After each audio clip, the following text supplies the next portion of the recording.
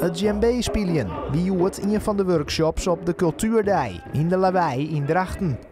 Meer dan 100 eerste klassers van het CSG Lutger uit Burgum konden eindelijk weer eens het lokaal uit. Een leuke dag om leerlingen kennis te laten maken met het fenomeen kunst en cultuur. Het is altijd leuk om zo'n dag met elkaar even wat oors te doen als schoolers, maar even in een andere omgeving. En inderdaad, de ouderen onder 2 jaar hebben eigenlijk niks op dit gebied ondernemen kent, maar. Dus om er machinaal op uit te gaan is dan superleuk. 1, 2 en...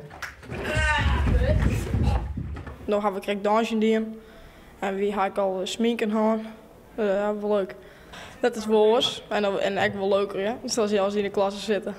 Nou, nooit doe je nou wat.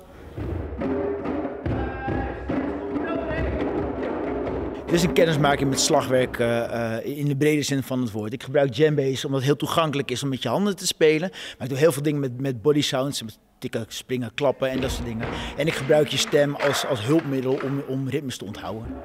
Naast de activiteiten in de Lawaai wieren de leerlingen Joert ook welkom in Museum Drachten. En bij poppodium Iduna.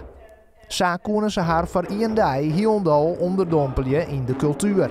Sommigen vinden dat fantastisch en kunnen er heel veel mee. Dat is natuurlijk een waardevol inzicht. En sommigen denken, dit is absoluut niet iets voor mij. Dit is compleet buiten mijn comfortzone. Nou, dat is even goed een waardevol inzicht.